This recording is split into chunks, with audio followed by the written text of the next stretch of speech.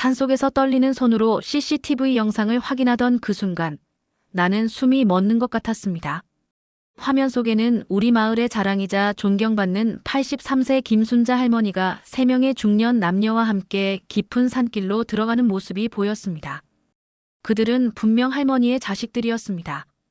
그런데 몇 분 후 충격적인 장면이 펼쳐졌습니다. 자식들만 서둘러 산을 내려오고 있었습니다. 할머니는 뒤에 남겨진 채 절박하게 손짓하며 무언가를 외치고 있었지만 그들은 뒤돌아보지도 않았습니다. 이건 설마. 가슴이 무너져 내렸습니다. 47억이라는 거액의 재산을 노린 자식들이 자신의 어머니를, 그것도 83세의 노모를 산속에 버리고 떠난 것입니다. 이 충격적인 CCTV 영상이 없었다면 아무도 진실을 알지 못했을 것입니다. 김할머니는 영원히 그 산에서 돌아오지 못했을지도 모릅니다. 제 손이 떨렸습니다. 인간이 어떻게 이럴 수 있을까요? 자신을 낳고 키운 어머니를 돈 때문에 버릴 수 있다니. 그날 이후 저는 인간의 욕심이 얼마나 무서운지 뼈저리게 깨달았습니다. 그리고 이 CCTV에 담긴 충격적인 진실이 우리 마을을 영원히 바꿔놓게 될 줄은 그때는 몰랐습니다. 저는 이 마을에서 근 40년을 살아온 65세 김철수라고 합니다. 안동에서 태어나 젊은 시절 서울에서 직장 생활을 하다가 아내와 함께 고향으로 돌아와 지금까지 살고 있습니다. 우리 마을은 큰 변화 없이 조용하게 세월이 흘러가는 곳이었습니다. 적어도 그 사건이 일어나기 전까지는 말입니다. 김순자 할머니는 우리 마을에서 존경받는 분이셨습니다.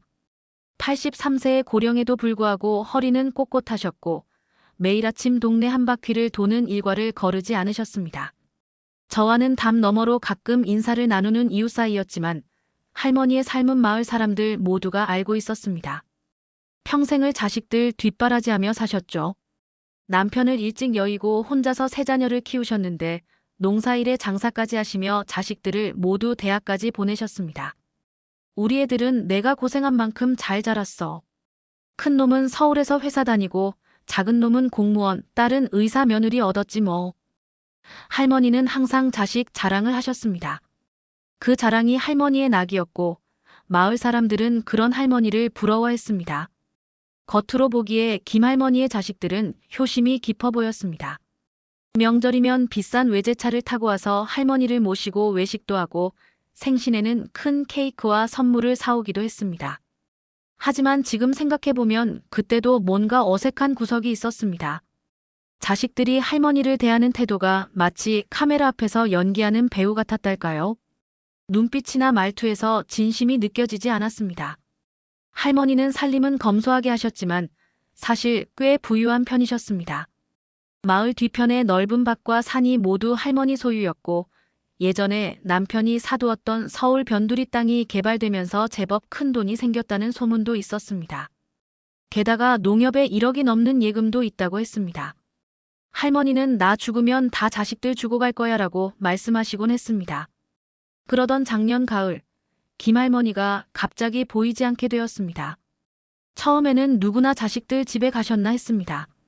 할머니가 종종 서울에 있는 자식들 집에 다녀오곤 하셨기 때문입니다. 하지만 일주일이 지나도 소식이 없자 이웃들이 걱정하기 시작했습니다. 저는 할머니의 큰아들에게 전화를 걸었습니다. 어머니가 서울에 올라오셨다가 지난주에 다시 내려가셨는데요. 집에 안 계신가요? 큰아들의 대답을 듣고 마을이 발칵 뒤집혔습니다. 할머니께서 실종된 것이었습니다. 마을 이장님을 중심으로 수색이 시작되었고 경찰에도 신고가 들어갔습니다. 자식들도 내려왔지만 어딘지 모르게 급하게 찾는 기색이 없었습니다. 특히 작은 아들은 어머니가 치매가 있으셔서 가끔 이러세요. 곧 돌아오실 거예요 라며 별로 걱정하지 않는 듯 했습니다. 마을 주민들은 그 말에 의아해했습니다. 김할머니는 정신이 또렷하기로 소문난 분이었거든요. 치매 증상 같은 건 본 적이 없었습니다. 실제로 할머니가 치매라는 소리는 그때 처음 들었습니다. 수색 사흘째 되던 날 산림감시원으로 일하는 박 씨가 중요한 제보를 했습니다.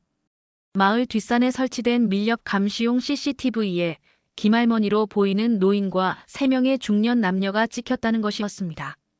나도 처음에는 그냥 지나쳤는데 할머니가 실종됐다는 소식을 듣고 녹화본을 다시 확인해 봤어요.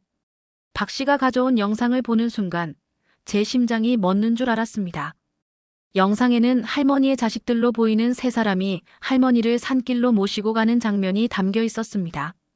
처음에는 그저 산책하는 모습 같았습니다.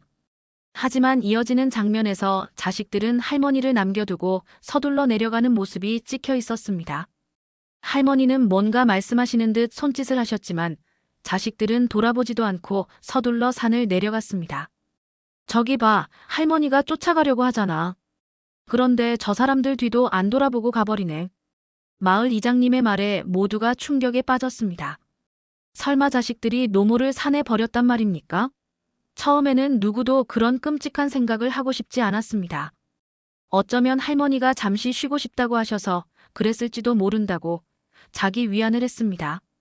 하지만 CCTV에 찍힌 시간은 할머니가 실종되기 시작한 바로 그날이었습니다. 그리고 그 장소는 우리 마을에서도 깊은 산속이었습니다. 노인이 혼자서 내려오기에는 너무 험한 길이었습니다. 경찰에 영상이 제출되었고 수색은 더욱 집중적으로 이루어졌습니다. 자식들은 경찰 조사를 받으며 어머니가 산에 가고 싶다고 하셔서 모시고 갔는데 잠시 자리를 비운 사이에 보이지 않게 되었다고 진술했습니다. 하지만 CCTV 영상은 그들의 말이 거짓임을 명백히 보여주고 있었습니다. 수색 나흘째 되던 날 마침내 김할머니를 찾았습니다. 산속 작은 동굴 비슷한 곳에서 탈진 상태로 발견되셨습니다. 다행히 목숨은 건졌지만 탈수와 저체온증으로 위독한 상태였습니다. 구급차에 실려 병원으로 가시는 할머니의 모습은 제 평생 잊지 못할 것입니다. 평소 강인하던 할머니의 모습은 온데간데 없고 마치 앙상한 나뭇가지처럼 여위어 있었습니다. 자식들은 병원에 찾아왔지만 그들의 행동은 여전히 이상했습니다. 의사나 간호사 앞에서는 눈물을 보이며 걱정하는 척했지만 사람들이 자리를 비우면 휴대폰만 들여다보거나 짜증을 내는 모습이 목격되었습니다. 할머니는 깨어나자마자 우리 애들이 날 버렸어 라는 충격적인 말씀을 하셨다고 간호사가 전해주었습니다. 마을 사람들과 저는 할머니를 버린 자식들에 대한 분노로 가슴이 타들어갔습니다. 그러나 더 충격적인 사실은 그 이후에 밝혀졌습니다. 할머니가 병원에 입원한 지 한 달쯤 되었을 때 할머니의 통장에서 무려 47억 원이 인출되었다는 소식이 들려온 것입니다. 경찰 수사가 시작되었고 저는 그 과정에서 할머니의 진술을 도와드리기 위해 병원을 자주 찾았습니다. 할머니는 처음에는 말씀을 잘 안 하셨습니다. 자식들의 배신이 너무 큰 충격이었던 것 같습니다. 하지만 조금씩 마음을 열어주셨고 충격적인 이야기들이 하나둘 밝혀지기 시작했습니다. 철수 씨, 내가 평생 모은 돈이야. 서울 땅이 개발되면서 받은 보상금이랑 남편이 남긴 보험금, 그동안 모아둔 돈. 자식들 주려고 모아둔 건데. 할머니의 눈에서 눈물이 흘러내렸습니다. 평생을 자식들을 위해 모은 돈이었습니다. 그런데 자식들은 그 돈을 차지하기 위해 노모를 산에 버리는 끔찍한 짓을 저질렀던 것입니다. 처음에는 믿기 힘들었습니다. 그러나 경찰 수사가 진행되면서 자식들의 계획이 점차 드러났습니다. 그들은 할머니의 재산을 노리고 있었고 할머니가 돌아가시기를 기다리는 대신 더 빠른 방법을 선택했던 것입니다. 이 충격적인 진실 앞에 마을 전체가 분노했습니다. 그 CCTV 영상을 처음 본 날, 제 삶의 신념이 송두리째 흔들렸습니다. 어떻게 자식이 부모에게 이런 짓을 할 수 있을까요? 돈이 사람의 마음을 이렇게까지 비틀어 놓을 수 있다는 사실이 저를 두렵게 했습니다. 하지만 동시에 이 사건을 통해 진정한 가족의 의미를 다시 생각하게 되었습니다. 김할머니가 병원으로 옮겨진 후 마을에는 무거운 침묵이 내려앉았습니다. 실종 당시의 혼란과 달리 이제는 모두가 할머니의 자식들을 의심의 눈초리로 바라보기 시작했습니다. CCTV 영상이 보여준 충격적인 장면은 쉽게 잊히지 않았습니다. 병원에서는 할머니의 상태가 천천히 호전되고 있었습니다. 고령의 나이에도 불구하고 평소 건강했던 덕분에 몸은 회복되어 가고 있었지만 마음의 상처는 쉽게 아물지 않았습니다. 의사 선생님은 할머니가 심리적 트라우마로 인해 말수가 급격히 줄었다고 했습니다. 할머니가 겉으로는 괜찮은 척 하시지만 밤에 자주 악몽을 꾸시는 것 같아요. 간호사들이 할머니가 잠꼬대로 왜 나를 이라고 중얼거리는 걸 들었다고 합니다. 병원 의사의 말씀을 듣고 가슴이 아팠습니다. 자식들에게 버림받은 노모의 심정이 어떨지 상상할 수도 없었습니다. 한편 자식들은 여전히 할머니를 찾아왔습니다. 그들의 행동은 이중적이었습니다. 병원 직원들 앞에서는 지극정성으로 돌보는 척했지만 누가 보지 않는다고 생각할 때는 냉담했습니다. 간호사 한 분이 이런 말씀을 하셨습니다. 어제 큰아들이 왔다가 자기들끼리만 있을 때 어머니가 왜 그랬니? 라고 물었대요. 그랬더니 그 아들이 무슨 소리 하세요? 어머니가 기억을 잘못하고 계신 거예요. 치매가 심해지셨나 봐요 라고 했다는군요. 자식들은 할머니를 정신적으로 몰아붙이고 있었습니다. 자신들의 범행을 덮기 위해 할머니가 치매라는 이야기를 퍼뜨리고 있었던 것입니다. 하지만 담당 의사는 할머니의 인지 기능에 특별한 문제가 없다고 확인해 주었습니다. 김할머니는 나이에 비해 굉장히 또렷한 정신을 갖고 계세요. MMSE 검사에서도 정상 범위입니다. 치매라고 볼 수 있는 근거는 전혀 없습니다. 이 말을 들은 경찰은 본격적인 수사에 들어갔습니다. CCTV 영상만으로는 자식들의 의도를 명확히 증명할 수 없었기 때문에 추가 증거가 필요했습니다. 경찰은 자식들의 통화 기록과 금융 거래를 조사하기 시작했습니다. 수사가 진행되는 동안 저는 할머니의 집을 돌보기 위해 가끔 들렀습니다. 한 번은 집안을 정리하다가 서랍 속에서 낡은 수첩 하나를 발견했습니다. 할머니가 매일 일기처럼 메모해 둔 것이었습니다. 그 안에는 자식들과의 대화, 그들이 할머니에게 한 말들이 꼼꼼히 기록되어 있었습니다. 오늘 큰아들이 내 통장을 보자고 했다. 재산 관리를 도와주겠다며. 내가 아직은 정신이 멀쩡한데 왜 그러는지 모르겠다.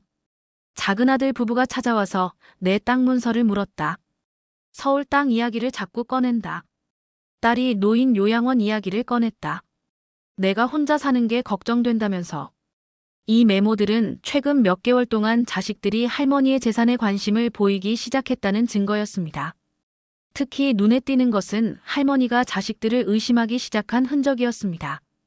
어젯밤 새 아이가 다 모였다. 내가 화장실에 간 사이 무슨 이야기를 했는지 내가 들어가자 갑자기 조용해졌다. 뭔가 이상하다. 이 수첩을 경찰에 제출했고 수사는 더욱 활기를 띠게 되었습니다. 그리고 할머니가 입원한 지 약 3주가 지났을 때 마을에 소문이 돌기 시작했습니다. 할머니의 자식들이 갑자기 호화로운 생활을 하고 있다는 것이었습니다. 큰아들은 강남의 고급 아파트를 계약했고 작은아들은 수입 명품차를 구입했으며 딸은 미국 여행을 준비하고 있다는 소식이 들려왔습니다. 마을 사람들은 모두 의아해했습니다. 그들이 갑자기 큰 돈을 어디서 구했는지. 의문은 할머니가 입원한 지 한 달쯤 되었을 때 풀렸습니다. 병원비를 확인하던 사회복지사가 할머니의 통장 내역을 확인하다가 놀라운 사실을 발견한 것입니다. 할머니의 계좌에서 총 47억 원에 달하는 금액이 여러 계좌로 분산되어 이체되어 있었습니다. 이 거래들이 모두 할머니가 입원해 계신 동안 이루어졌어요. 하지만 할머니는 그동안 병원 밖으로 나가신 적이 없습니다. 이 사실이 알려지자 경찰은 즉시 금융거래 내역을 추적했습니다. 돈은 모두 할머니의 자식들 명의의 계좌로 이체되었고 그들은 이 돈으로 이미 부동산 구입과 해외 송금 등을 진행하고 있었습니다. 더 충격적인 사실은 이체 당시 사용된 할머니의 도장과 신분증, 그리고 위임장이 모두 가짜였다는 점이었습니다. 자식들은 할머니를 산에 버린 다음 미리 준비해둔 서류들로 할머니의 재산을 빼돌린 것이었습니다. 이 사실을 알게 된 마을 사람들의 분노는 극에 달했습니다. 어떻게 자식들이 부모에게 이런 짓을 할 수 있냐는 탄식이 마을 곳곳에서 들려왔습니다. 특히 노인분들은 자신들도 언젠가 그런 일을 당할지도 모른다는 두려움에 떨었습니다. 할머니에게 이 사실을 어떻게 알려드려야 할지 우리 모두 고민했습니다. 병원에서 겨우 회복 중인 할머니에게 자식들의 배신을 알리는 것은 또 다른 상처를 줄 수 있었기 때문입니다. 하지만 할머니는 이미 어렴풋이 알고 계셨습니다. 내가 다 알아요. 우리 애들이 내 돈을 노리고 있었다는 거. 그래서 날 버린 거 아니에요? 할머니의 말씀에 병실은 침묵에 빠졌습니다.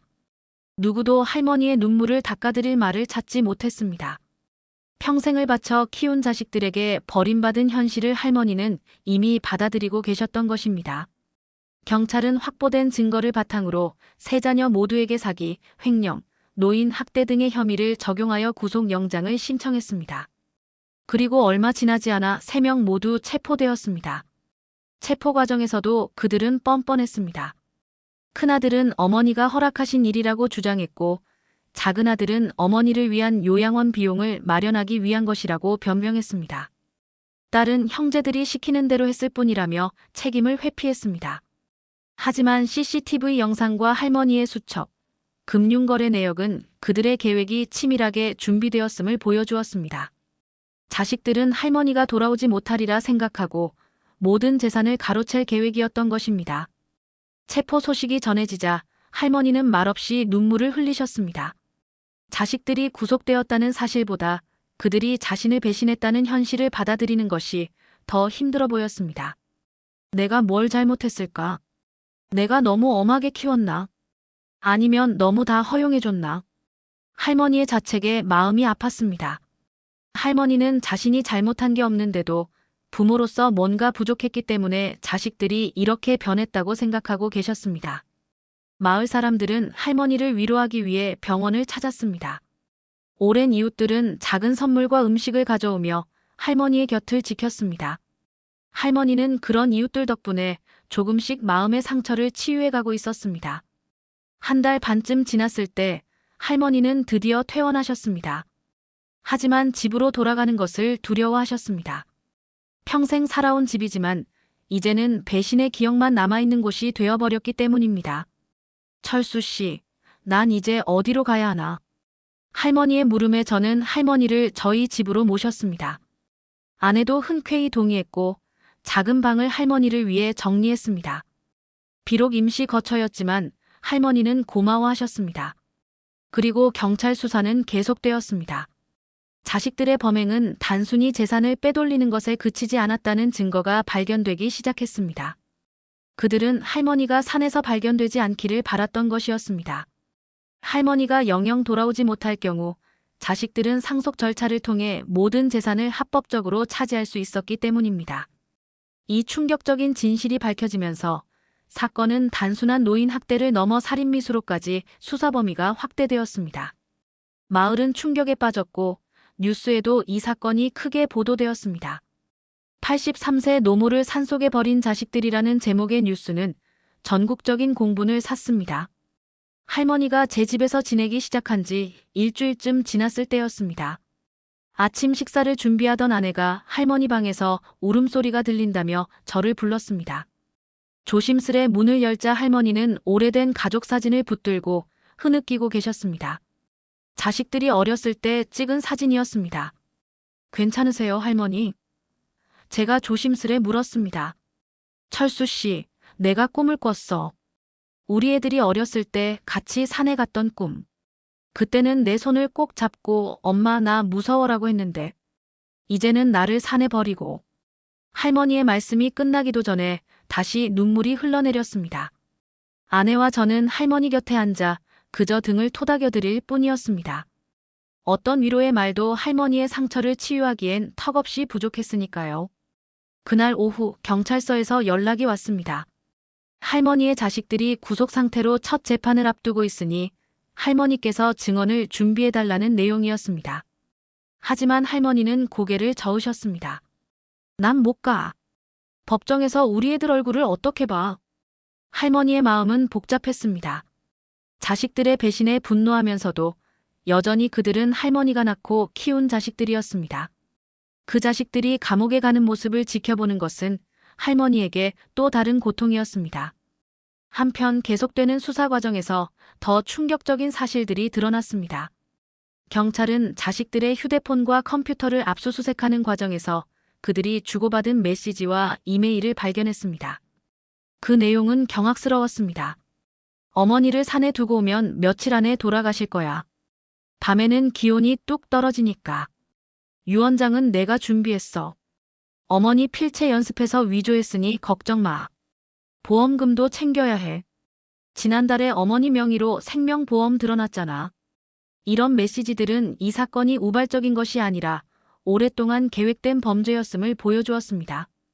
자식들은 할머니의 죽음까지 계획하고 있었던 것입니다.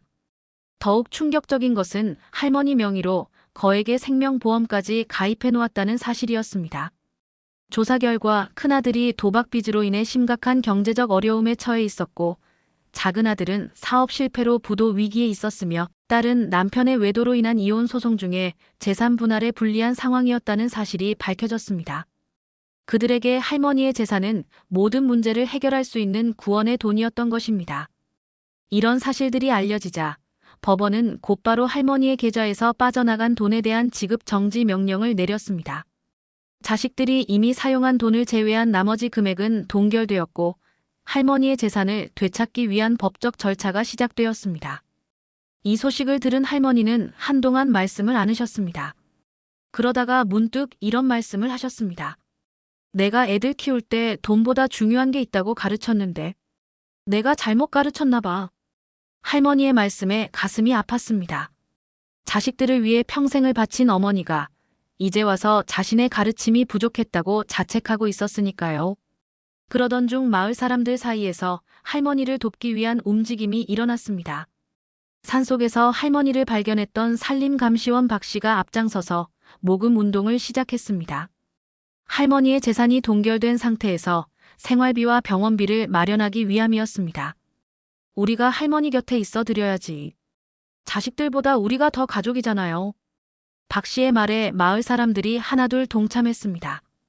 비록 크지 않은 금액이었지만 마음이 담긴 정성이었습니다. 할머니는 처음에는 거절하셨지만 마을 사람들의 진심 어린 마음에 감동하여 받아들이셨습니다. 고마워요, 정말. 이렇게 많은 사람들이 날 생각해 주다니. 할머니의 눈에서는 이번엔 기쁨의 눈물이 흘러내렸습니다.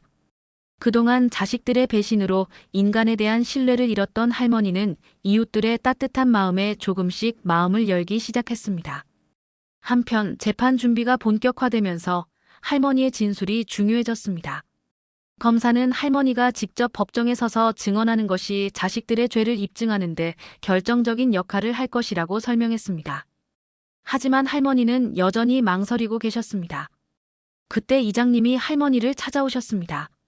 할머니, 제가 모실게요. 법정에 가서 진실을 말씀해 주세요. 할머니 같은 피해자가 또 생길 수 있어요.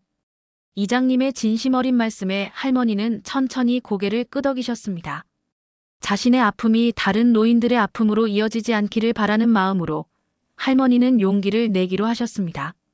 내가 해볼게요. 비록 내 자식들이지만 진실은 말해야죠. 재판 당일 할머니는 검은색 정장을 입고 법정에 들어섰습니다. 처음 보는 많은 사람들 앞에서 긴장하셨지만 의연한 모습이었습니다. 피고인석에 앉아있는 자식들과 눈이 마주쳤을 때 할머니의 눈에는 슬픔과 결연함이 동시에 담겨 있었습니다. 할머니의 증언은 담담하면서도 강력했습니다. 자식들이 찾아와 산에 가자고 했던 날의 이야기, 산속에서 홀로 남겨졌을 때의 두려움, 그리고 자신의 재산을 노리는 자식들의 행동을 알게 되었을 때의 배신감까지. 할머니는 모든 것을 솔직하게 말씀하셨습니다. 내가 산에서 쓰러졌을 때 머릿속으로 우리 애들 얼굴이 계속 떠올랐어요. 그래도 내 자식들인데 날 찾으러 올 거라고 믿었거든요. 하지만 날 찾아준 건 이웃들이었어요. 할머니의 증언이 끝났을 때 법정에는 무거운 침묵이 흘렀습니다. 판사도 방청객들도 모두 할머니의 이야기에 깊은 감동과 분노를 느꼈습니다. 피고인석의 자식들은 고개를 숙인 채 아무 말도 하지 못했습니다. 증언을 마친 할머니가 법정을 나서는 순간 작은 딸이 갑자기 울음을 터뜨리며 말했습니다. 엄마, 미안해요. 저희가 잘못했어요. 하지만 할머니는 뒤돌아보지 않았습니다. 그 말이 진심인지 아니면 가명을 위한 연기인지 더 이상 판단할 의욕이 없으셨던 것 같습니다. 할머니에게는 이미 자식들의 말보다 행동이 더 큰 진실을 말해주었으니까요. 법정 밖에서 기다리고 있던 마을 사람들은 할머니를 따뜻하게 맞이했습니다. 용기를 내어 증언한 할머니를 모두가 존경했습니다.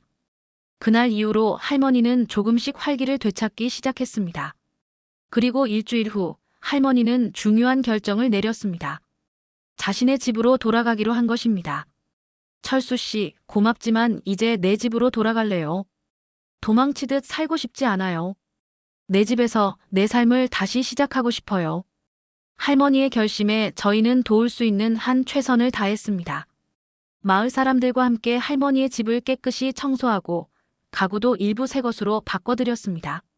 할머니가 자식들과의 기억을 떠올리지 않도록 가족 사진은 모두 창고에 보관했습니다. 집으로 돌아온 할머니는 마당에 심어진 오래된 감나무를 바라보며 이런 말씀을 하셨습니다. 이 나무처럼 난 여기 뿌리 내리고 살아갈 거예요. 쓰러져도 다시 일어나서. 할머니의 말씀에서 강인함이 느껴졌습니다. 자식들의 배신이라는 커다란 상처를 딛고 할머니는 천천히 자신의 삶을 되찾아가고 계셨습니다. 할머니가 집으로 돌아오신 후 마을에는 조금씩 평온이 찾아오는 듯 했습니다. 저는 매일 아침 할머니 집에 들러 안부를 묻고 마을 다른 어르신들도 번갈아 가며 할머니를 찾아뵈었습니다. 할머니는 다시 예전처럼 텃밭을 가꾸기 시작하셨고 작은 화분에 꽃도 심으셨습니다. 겉으로 보기에는 일상을 되찾아가는 것 같았습니다. 하지만 할머니의 눈빛에서 아직 남아있는 슬픔을 볼 수 있었습니다. 밤이 되면 불을 켜놓고 주무시고 가끔은 자식들의 이름을 부르며 잠꼬대를 하신다고 이웃 할머니가 전해주었습니다. 평생을 함께한 자식들과의 이별은 할머니에게 너무나 큰 상처였던 것입니다. 한편 법원에서는 할머니의 재산을 되찾기 위한 법적 절차가 진행 중이었습니다. 자식들이 빼돌린 47억 원 중 일부는 이미 사용되었지만 대부분은 금융계좌와 부동산 등의 형태로 남아 있었습니다. 변호사 선생님에 따르면 길게는 1년 이상 소송이 이어질 수도 있다고 했습니다. 할머니, 재판 결과가 나오기 전까지는 생활비가 필요하실 텐데 마을에서 모금한 돈을 사용하세요. 제가 말씀드렸지만 할머니는 고개를 저으셨습니다. 그 돈은 정말 필요할 때를 위해 두자고. 난 아직 일할 수 있어. 텃밭에서 키운 채소로 반찬 만들어 팔면 돼. 할머니의 고집스러운 독립심은 여전했습니다. 실제로 할머니는 텃밭에서 채소를 키워 김치와 장아찌를 만들어 마을 작은 가게에 내다 팔기 시작하셨습니다. 그 맛이 좋다고 소문이 나면서 주문이 늘어났고 할머니는 그걸로 생활비를 충당하셨습니다. 어느 날 오후 할머니 집에 낯선 차 한 대가 멈춰 섰습니다. 자식들이 다시 찾아온 것인가 싶어 걱정이 되었지만 차에서 내린 사람은 중년 여성이었습니다. 그녀는 할머니의 사건을 맡은 검사였습니다. 할머니, 중요한 이야기가 있어서 왔습니다. 자식분들의 계좌를 추적하던 중 새로운 사실을 발견했거든요. 우리는 긴장한 채 검사의 말을 들었습니다. 검사는 서류 가방에서 몇 장의 서류를 꺼내 보여주었습니다. 자식분들이 할머니의 돈을 빼돌리기 시작한 건 산에 버린 그날이 처음이 아니었습니다. 지난 1년간 조금씩 돈을 빼돌리고 있었어요. 검사가 보여준 서류에는 할머니 명의로 된 통장에서 매달 일정 금액이 자식들의 계좌로 이체된 내역이 적혀 있었습니다. 처음에는 소액으로 시작해 점점 금액을 늘려갔고 할머니를 산에 버리기 전 1년 동안 총 3억 원 이상을 빼돌린 것으로 확인되었습니다. 어떻게 그런 일이? 할머니는 충격을 받은 듯 손을 떨었습니다. 자식분들이 할머니의 도장과 서명을 위조해서 은행 업무를 대리로 처리했던 것 같습니다. 은행 CCTV에 자식분들이 할머니 통장을 이용하는 모습이 여러 번 찍혔어요. 검사의 설명을 들으며 할머니의 표정이 점점 굳어졌습니다. 자식들의 배신이 한 번의 우발적인 사건이 아니라 오랫동안 계획된 범죄였다는 사실이 할머니를 더욱 아프게 했습니다. 그리고 더 심각한 문제가 있습니다. 자식분들이 할머니 명의로 대출까지 받았더군요. 약 5억 원 정도의 대출이 있습니다. 이 말에 할머니는 완전히 충격을 받으셨습니다. 저도 놀라움을 감출 수 없었습니다. 자식들은 할머니의 재산을 빼돌리는 것에 그치지 않고 할머니 명의로 대출까지 받아 이중으로 피해를 입히고 있었던 것입니다. 이 모든 것이 사기죄와 문서 위조죄, 노인학대죄 등으로 처벌받을 수 있습니다. 재판에서 이 증거들을 모두 제출할 예정입니다. 검사가 돌아간 후 할머니는 말없이 마당에 앉아 계셨습니다. 저는 할머니 곁에 앉아 함께 하늘을 바라봤습니다. 한참 후에야 할머니가 입을 여셨습니다. 철수 씨, 내가 이렇게 바보같이 살았나? 내 자식들을 전혀 몰랐던 거야. 할머니, 자식을 믿는 건 당연한 일이에요. 잘못은 할머니가 아니라 자식들에게 있어요. 제 위로의 말이 할머니의 마음에 얼마나 닿았을지 모르겠습니다. 하지만 할머니는 천천히 고개를 끄덕이셨습니다. 그래, 넌 맞아. 난 그저 엄마로서 할 일을 했을 뿐이야. 자식들이 이렇게 변한 건 내 탓이 아니지. 할머니의 눈에서 결연함이 보였습니다. 무너지는 대신 할머니는 더 강해지기로 마음먹으신 것 같았습니다. 그날 이후 할머니는 변호사와 적극적으로 소통하며 자신의 재산을 되찾기 위해 노력하셨습니다. 자식들이 대출받은 돈에 대해서도 자신은 동의한 적이 없다는 입장을 명확히 하셨고 은행에도 문서 위조 사실을 알렸습니다. 금융당국의 조사가 시작되었고 이는 자식들에게 더 큰 법적 책임을 묻는 계기가 되었습니다. 한 달 후 자식들의 첫 재판이 열렸습니다. 할머니는 이번에도 법정에 출석하셨습니다. 피고인석에 앉은 자식들은 이전보다 훨씬 초라해 보였습니다. 구치소 생활로 인해 얼굴엔 피로가 가득했고 더 이상 거만한 태도도 보이지 않았습니다. 재판에서 검사는 새롭게 발견된 증거들을 모두 제출했습니다. 할머니의 돈을 빼돌린 내역, 위조된 문서들, 대출 서류, 그리고 자식들이 주고받은 메시지까지 모든 증거가 자식들의 범행이 철저히 계획된 것임을 보여주었습니다. 그리고 가장 충격적인 증거는 자식들의 휴대폰에서 발견된 녹음 파일이었습니다. 그 파일에는 할머니를 산에 버리기 전 자식들이 나눈 대화가 담겨 있었습니다. 어머니를 여기 두고 가면 누가 찾을까? 밤에는 기온이 뚝 떨어지니까 오래 버티지 못하실 거야. 너무 마음 아프게 생각하지 마. 우리도 어쩔 수 없잖아. 빚독촉이 너무 심해. 그래도 우리 어머니인데. 지금 와서 무슨 소리야? 이미 결정한 일이잖아. 어머니가 돌아가시면 남은 재산도 모두 우리 것이 되는 거고. 이 녹음 파일이 재생되는 동안 법정은 얼어붙은 듯 조용했습니다. 판사도 방청객들도 모두 경악한 표정이었습니다. 할머니는 두 손으로 얼굴을 가리고 계셨지만 어깨가 떨리는 것으로 보아 울고 계신 것 같았습니다. 피고인석의 자식들은 더 이상 변명할 수 없었습니다. 그들의 범행은 너무나 명백했고 그 동기 또한 용서받기 어려웠습니다. 재판장은 다음 심리 일정을 언급하며 이날의 재판을 마쳤습니다. 법정을 나오며 할머니는 작은 목소리로 말씀하셨습니다. 이제 알겠어요. 내 자식들은 정말 날 죽이려고 했던 거예요. 할머니의 마음이 어떠셨을지 상상조차 하기 어려웠습니다. 자신을 죽이려 했던 자식들의 음성을 직접 듣는 것은 어떤 고문보다도 잔인한 일이었을 것입니다. 그날 밤 할머니는 갑작스럽게 쓰러지셨습니다. 다행히 같은 마을에 사는 간호사 출신 이웃이 빠르게 조치를 취해 큰 위험은 넘겼지만 할머니는 다시 병원에 입원하게 되었습니다. 의사는 극심한 스트레스로 인한 일시적인 뇌허혈이라고 진단했습니다. 앞으로는 너무 심한 스트레스를 받지 않도록 해야 합니다. 할머니 나이에 이런 일이 반복되면 위험할 수 있어요. 의사의 말에 마을 사람들은 할머니를 위해 무엇을 해야 할지 고민했습니다. 재판은 계속될 것이고 할머니의 재산 문제도 아직 해결되지 않았습니다. 이런 상황에서 할머니를 스트레스로부터 완전히 보호하는 것은 불가능해 보였습니다. 병실에서 할머니는 오히려 담담한 모습이었습니다. 괜찮아요, 다들. 난 강한 사람이니까. 내 자식들이 날 죽이려고 했다는 걸 알았는데도 여기 이렇게 살아있잖아요. 할머니의 용기에 모두가 감동했습니다. 그런 배신을 겪고도 여전히 삶에 대한 의지를 잃지 않는 할머니의 강인함이 놀라웠습니다. 병원에 입원해 있는 동안 할머니는 의외의 방문객을 맞이했습니다. 바로 검찰청 검사와 은행 직원이었습니다. 그들은 할머니에게 좋은 소식을 가져왔습니다. 할머니, 자식분들이 빼돌린 돈 중 상당액을 추적해서 동결시켰습니다. 그리고 위조된 서류로 인한 대출은 은행 측에서 무효 처리하기로 했습니다. 이 소식에 할머니의 얼굴에 작은 미소가 번졌습니다. 아직 모든 돈을 되찾지는 못했지만 적어도 채무에서는 자유로워졌다는 안도감이 느껴졌습니다. 고맙습니다. 정말 고마워요. 할머니의 감사 인사에 검사는 고개를 숙였습니다. 당연한 일입니다. 할머니께서 용기 내어 증언해 주신 덕분에 이런 범죄를 밝힐 수 있었어요. 앞으로 노인분들을 위한 금융보호 정책을 강화하는데도 할머니의 사례가 큰 도움이 될 겁니다. 할머니가 퇴원한 후 마을에는 작은 변화들이 생겨났습니다.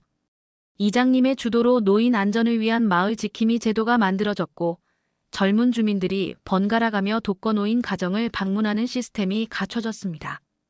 할머니의 사건이 지역사회에 큰 경각심을 불러일으킨 것이었습니다.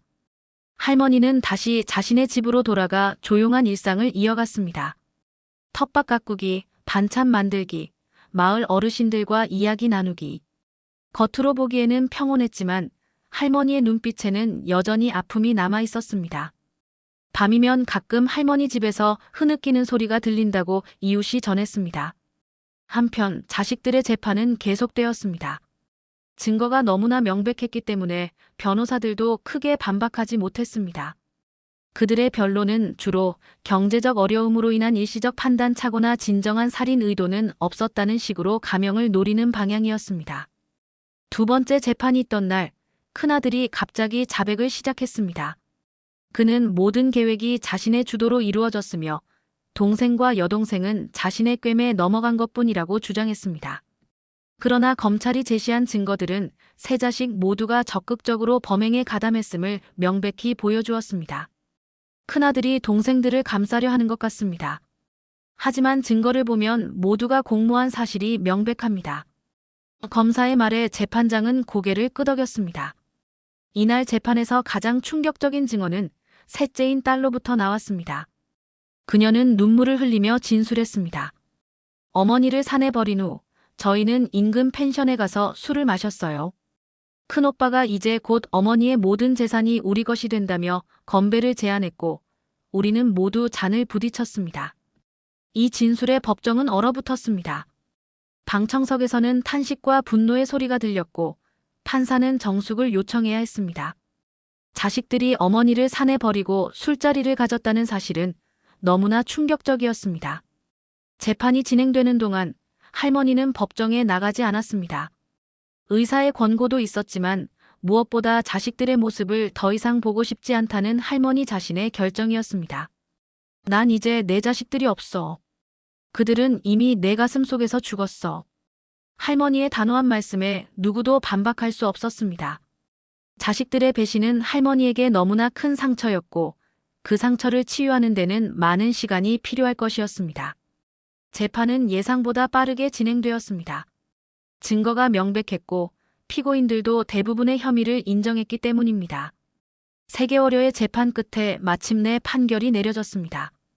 큰아들은 노인학대, 사기, 문서위조, 살인미수 등의 혐의로 징역 15년을 선고받았습니다. 작은아들은 징역 12년, 딸은 비교적 가담 정도가 적다고 인정받아 징역 10년을 선고받았습니다. 또한 3명 모두 할머니에게 빼돌린 재산을 전액 반환하라는 명령이 내려졌습니다. 피고인들의 범행은 단순한 재산 범죄를 넘어 인륜을 저버린 것으로 그 죄질이 매우 불량합니다. 특히 노모를 산에 버려 사망에 이르게 하려 한 점은 엄중한 처벌이 불가피합니다. 판사의 판결문은 단호했습니다. 이 판결은 전국 뉴스에 보도되었고 노인 학대에 대한 경각심을 높이는 계기가 되었습니다. 많은 사람들이 할머니에게 위로의 편지와 메시지를 보냈고 노인복지단체에서는 할머니를 초청하여 강연을 부탁하기도 했습니다. 판결 소식을 들은 할머니는 한동안 말없이 앉아 계셨습니다. 자식들이 긴 시간 감옥에 갇히게 된다는 사실은 어머니로서 슬픈 일이었지만 한편으로는 정의가 실현된 것에 안도감도 느끼셨을 것입니다. 이제 끝났네요, 할머니. 제가 조심스레 말했습니다. 아니, 철수 씨. 이제 시작이야. 내 남은 인생의 시작. 할머니의 눈에서 결연한 의지가 빛났습니다. 그 말씀대로 할머니는 자신의 삶을 새롭게 시작하셨습니다. 법적 절차를 통해 재산을 대부분 되찾은 할머니는 그 돈의 용도에 대해 깊이 고민하셨습니다. 그리고 어느 날 할머니는 저를 포함한 마을 어르신들을 자신의 집으로 초대하셨습니다. 정성스럽게 준비한 음식을 대접하시며 할머니는 중요한 결정을 발표하셨습니다. 내가 평생 모은 돈이에요. 자식들 주려고 모았는데 그럴 필요가 없어졌어요. 그래서 결정했습니다. 이 돈으로 우리 마을에 노인복지센터를 세우려고 해요. 할머니의 발표에 모두가 놀랐습니다. 그것은 단순한 기부가 아니라 할머니 자신의 아픔을 다른 노인들의 행복으로 승화시키는 위대한 결정이었습니다. 내가 겪은 일이 다른 노인들에게는 일어나지 않았으면 해요. 외롭고 힘든 노인들이 함께 모여 서로 의지하고 젊은이들의 도움도 받을 수 있는 곳이 필요해요. 할머니의 계획은 구체적이었습니다. 마을 외곽의 넓은 땅에 지을 복지센터는 주간 보호시설, 문화공간, 의료지원실 등을 갖추게 될 것이었습니다. 또한 젊은이들이 노인들을 돕는 봉사활동도 활발히 이루어질 수 있도록 계획되었습니다. 할머니의 결정에 마을 전체가 감동했습니다. 이장님은 즉시 군청과 연락하여 필요한 행정적 지원을 약속받았고 지역 건축가는 자원하여 설계를 맡기로 했습니다. 모두가 할머니의 아름다운 뜻에 동참하고 싶어 했습니다. 복지센터 건립 계획이 알려지자 지역 언론에서도 관심을 보였습니다. 할머니의 사연과 복지센터 계획이 방송에 소개되었고 많은 사람들이 감동하여 후원 의사를 밝혔습니다. 사건의 아픔을 넘어 새로운 희망이 싹트고 있었습니다. 공사가 시작되고 얼마 지나지 않아 뜻밖의 방문객이 할머니를 찾아왔습니다. 자식들의 변호사였습니다. 그는 자식들이 교도소에서 보낸 편지를 전달했습니다. 할머니, 저는 단지 전달만 하는 사람입니다. 읽으실지는 할머니 마음대로 하세요. 할머니는 잠시 망설이다가 편지를 받으셨습니다. 하지만 바로 읽지는 않으셨습니다. 며칠 동안 그 편지는 할머니의 서랍에 넣어둔 채로 있었습니다. 철수 씨, 난 이 편지를 읽어야 할까? 할머니가 저에게 물으셨을 때 저는 솔직하게 대답했습니다. 할머니 마음이 준비되었을 때 읽으시면 돼요. 서두를 필요 없어요. 할머니는 고개를 끄덕이셨고 그로부터 일주일 후에야 편지를 펼쳐 읽으셨습니다. 편지에는 세 자식 모두의 사과와 반성이 담겨 있었습니다. 그들은 자신들의 죄를 인정하고 용서를 구하지는 않지만 할머니가 건강하게 지내시길 바란다는 내용이었습니다. 편지를 다 읽은 할머니의 눈에는 눈물이 고이 산속에서 떨리는 손으로 CCTV 영상을 확인하던 그 순간 나는 숨이 멎는 것 같았습니다. 화면 속에는 우리 마을의 자랑이자 존경받는 83세 김순자 할머니가 3명의 중년 남녀와 함께 깊은 산길로 들어가는 모습이 보였습니다. 그들은 분명 할머니의 자식들이었습니다. 그런데 몇 분 후 충격적인 장면이 펼쳐졌습니다. 자식들만 서둘러 산을 내려오고 있었습니다. 할머니는 뒤에 남겨진 채 절박하게 손짓하며 무언가를 외치고 있었지만 그들은 뒤돌아보지도 않았습니다. 이건 설마 가슴이 무너져 내렸습니다. 47억이라는 거액의 재산을 노린 자식들이 자신의 어머니를, 그것도 83세의 노모를 산속에 버리고 떠난 것입니다. 이 충격적인 CCTV 영상이 없었다면 아무도 진실을 알지 못했을 것입니다. 김할머니는 영원히 그 산에서 돌아오지 못했을지도 모릅니다. 제 손이 떨렸습니다. 인간이 어떻게 이럴 수 있을까요? 자신을 낳고 키운 어머니를 돈 때문에 버릴 수 있다니. 그날 이후 저는 인간의 욕심이 얼마나 무서운지 뼈저리게 깨달았습니다. 그리고 이 CCTV에 담긴 충격적인 진실이 우리 마을을 영원히 바꿔놓게 될 줄은 그때는 몰랐습니다. 저는 이 마을에서 근 40년을 살아온 65세 김철수라고 합니다. 안동에서 태어나 젊은 시절 서울에서 직장 생활을 하다가 아내와 함께 고향으로 돌아와 지금까지 살고 있습니다. 우리 마을은 큰 변화 없이 조용하게 세월이 흘러가는 곳이었습니다. 적어도 그 사건이 일어나기 전까지는 말입니다. 김순자 할머니는 우리 마을에서 존경받는 분이셨습니다. 83세의 고령에도 불구하고 허리는 꼿꼿하셨고 매일 아침 동네 한 바퀴를 도는 일과를 거르지 않으셨습니다. 저와는 담 너머로 가끔 인사를 나누는 이웃 사이였지만 할머니의 삶은 마을 사람들 모두가 알고 있었습니다. 평생을 자식들 뒷바라지하며 사셨죠. 남편을 일찍 여의고 혼자서 세 자녀를 키우셨는데 농사일에 장사까지 하시며 자식들을 모두 대학까지 보내셨습니다. 우리 애들은 내가 고생한 만큼 잘 자랐어. 큰 놈은 서울에서 회사 다니고 작은 놈은 공무원, 딸은 의사 며느리 얻었지 뭐. 할머니는 항상 자식 자랑을 하셨습니다. 그 자랑이 할머니의 낙이었고 마을 사람들은 그런 할머니를 부러워했습니다. 겉으로 보기에 김할머니의 자식들은 효심이 깊어 보였습니다. 명절이면 비싼 외제차를 타고 와서 할머니를 모시고 외식도 하고 생신에는 큰 케이크와 선물을 사오기도 했습니다. 하지만 지금 생각해보면 그때도 뭔가 어색한 구석이 있었습니다. 자식들이 할머니를 대하는 태도가 마치 카메라 앞에서 연기하는 배우 같았달까요? 눈빛이나 말투에서 진심이 느껴지지 않았습니다. 할머니는 살림은 검소하게 하셨지만 사실 꽤 부유한 편이셨습니다. 마을 뒤편의 넓은 밭과 산이 모두 할머니 소유였고 예전에 남편이 사두었던 서울 변두리 땅이 개발되면서 제법 큰 돈이 생겼다는 소문도 있었습니다. 게다가 농협에 1억이 넘는 예금도 있다고 했습니다. 할머니는 나 죽으면 다 자식들 주고 갈 거야 라고 말씀하시곤 했습니다. 그러던 작년 가을, 김할머니가 갑자기 보이지 않게 되었습니다. 처음에는 누구나 자식들 집에 가셨나 했습니다. 할머니가 종종 서울에 있는 자식들 집에 다녀오곤 하셨기 때문입니다. 하지만 일주일이 지나도 소식이 없자 이웃들이 걱정하기 시작했습니다. 저는 할머니의 큰아들에게 전화를 걸었습니다. 어머니가 서울에 올라오셨다가 지난주에 다시 내려가셨는데요. 집에 안 계신가요? 큰아들의 대답을 듣고 마을이 발칵 뒤집혔습니다. 할머니께서 실종된 것이었습니다. 마을 이장님을 중심으로 수색이 시작되었고 경찰에도 신고가 들어갔습니다. 자식들도 내려왔지만 어딘지 모르게 급하게 찾는 기색이 없었습니다.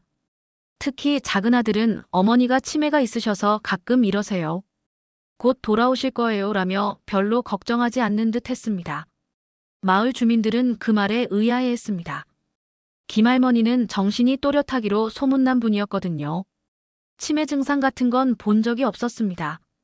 실제로 할머니가 치매라는 소리는 그때 처음 들었습니다. 수색 사흘째 되던 날, 산림감시원으로 일하는 박 씨가 중요한 제보를 했습니다. 마을 뒷산에 설치된 밀렵 감시용 CCTV에 김할머니로 보이는 노인과 3명의 중년 남녀가 찍혔다는 것이었습니다. 나도 처음에는 그냥 지나쳤는데 할머니가 실종됐다는 소식을 듣고 녹화본을 다시 확인해봤어요. 박 씨가 가져온 영상을 보는 순간 제 심장이 멎는 줄 알았습니다.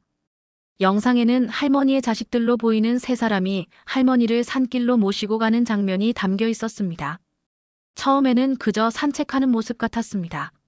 하지만 이어지는 장면에서 자식들은 할머니를 남겨두고 서둘러 내려가는 모습이 찍혀 있었습니다. 할머니는 뭔가 말씀하시는 듯 손짓을 하셨지만 자식들은 돌아보지도 않고 서둘러 산을 내려갔습니다. 저기 봐, 할머니가 쫓아가려고 하잖아. 그런데 저 사람들 뒤도 안 돌아보고 가버리네.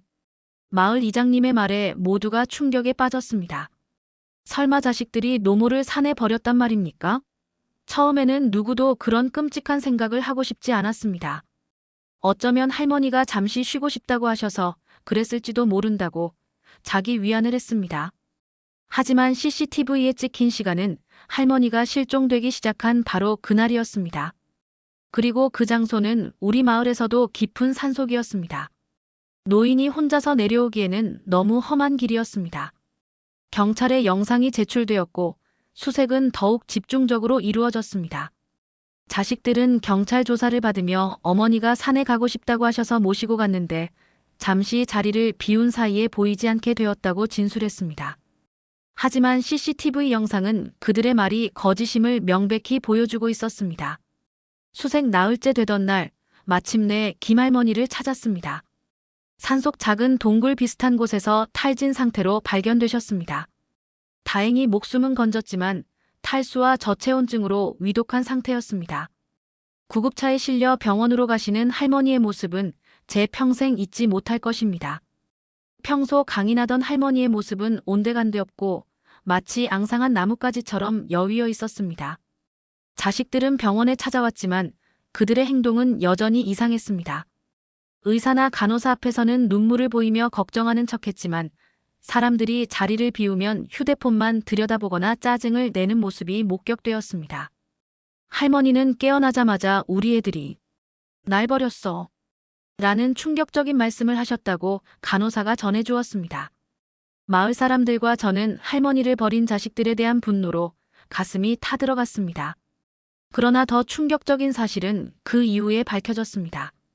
할머니가 병원에 입원한 지 한 달쯤 되었을 때 할머니의 통장에서 무려 47억 원이 인출되었다는 소식이 들려온 것입니다.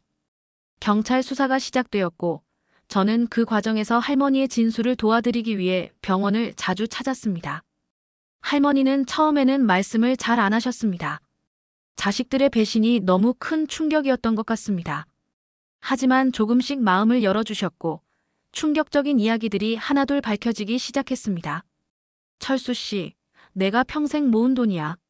서울 땅이 개발되면서 받은 보상금이랑 남편이 남긴 보험금, 그동안 모아둔 돈. 자식들 주려고 모아둔 건데.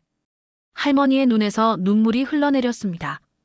평생을 자식들을 위해 모은 돈이었습니다.